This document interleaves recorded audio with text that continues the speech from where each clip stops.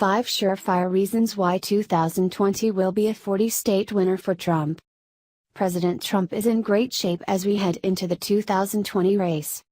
Yes, it's only 2018, but as you know, Democrats are already campaigning against the wildly successful America First president.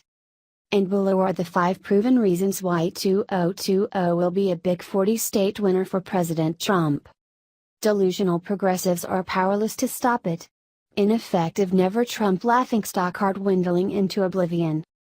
After every curveball has been thrown at him from every conceivable direction, Donald Trump will win 40 states, and do so in a most extraordinary way.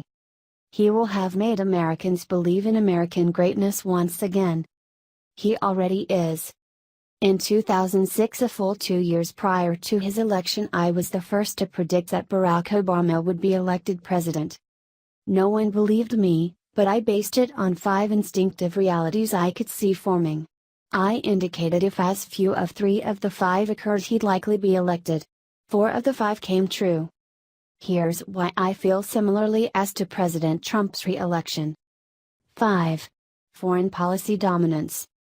In every move President Trump has made in terms of foreign policy, wildly, he has kept consistent on 2 levels.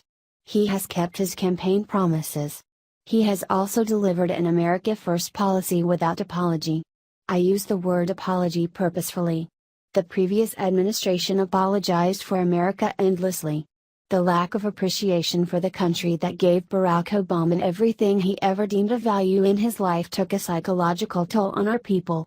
But decades of policies allowing trade, security, and immigration imbalances took tolls on our welfare. From NATO to the G7, Saudi Arabia, to Israel, North Korea to Iran, from Russia to China, Trump's unapologetic stance of advocating for his nation's best standing is reversing that psychological effect. And he now lives rent-free in the minds of all who believed America was weak. 4. Stronger might, less war, safer world. Unrelenting in his belief that a strong America makes a safer world, President Trump has also for the most part kept his campaign promises to not send America's best into theaters of combat that don't serve our purpose. He has a budget that is bulking up our fighting hardware. He has deployed missiles. He's coordinated with our allies.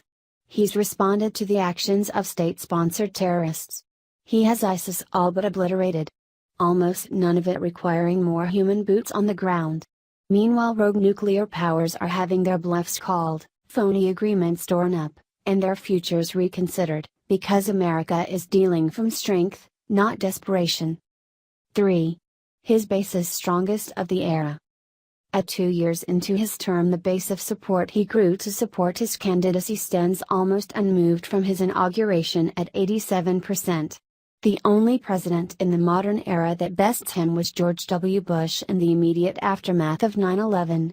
His support is largely based upon promises kept in numbers of areas, but his particularly aggressive appointments of judges in the appellate system, as well as the Supreme Court of the United States, have already secured pro-life and pro-religious liberties wins. If he does not have the chance to place another appointment to the Supreme Court before the 2018 midterms, this becomes an especially effective campaign focus for 2020.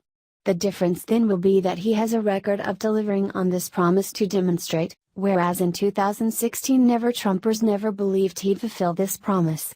But proving people wrong has been one of President Trump's most endearing features since gaining office. 2. He will garner record African American support. Driven largely on great homeownership numbers, George W. Bush garnered the modern era's greatest numbers of African American voters. It was all of 11%. The luck hold that the American left has handcuffed the African American vote with is both cultural and economic.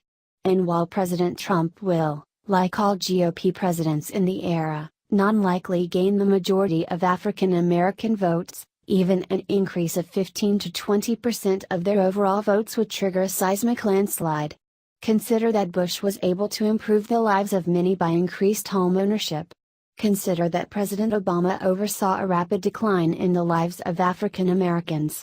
Then consider that no group has benefited more from Trump reforms, deregulation, and job creation initiatives than the nation's African Americans. But also consider the cultural impact President Trump is making on the issue of prison reform, cracking down on dangerous gang activity, of which minorities are the overwhelming majority of victims, and pardoning African Americans wrongfully imprisoned, and there is a cultural shift occurring that no one is yet reporting. That he is even reaching out to the very sports figures who have opposed him and embracing cultural figures and giving them audience to hear their hearts and minds in order to achieve justice on some social level, is a picture that African American communities are unaccustomed to seeing. President Obama's went to black churches, put in affected speech patterns, and bemoaned conditions. By contrast, President Trump invites them to the White House, listens to their legitimate complaints and plots solutions. I would not be surprised if he were to break 30% of African American support in 2020. 1. Jobs. When people used to not have the dignity of work, they will be exceedingly hesitant to turn to options that will adversely affect that reality. With the economy growing 4 to 6% annually, which is possible by 2020, and unemployment bouncing below 4%, along with the greatest number of workforce participants in 2 decades, people simply vote their pocketbook. Over the course of our history, people's economic realities have continued to be some of the most reliable indicators of electoral success. That he continues to push records and new thresholds of success for people vis-a-vis wages, vertical job opportunities, and exploding entrepreneurial environments, there will be great hesitation to change horses midstream. In 2006 I was right on 4 of the 5 conditions for Obama's election. Should at minimum 3 of these 5 conditions hold, I believe Donald Trump will be overwhelmingly re-elected almost irrespective of who the Democrats decide to run. He campaigned on promises he could keep. He's now keeping the promises he made. He will in all likelihood be given a chance to make and keep more promises to the people who gave him the chance the first time. This ain't rocket science. It's science.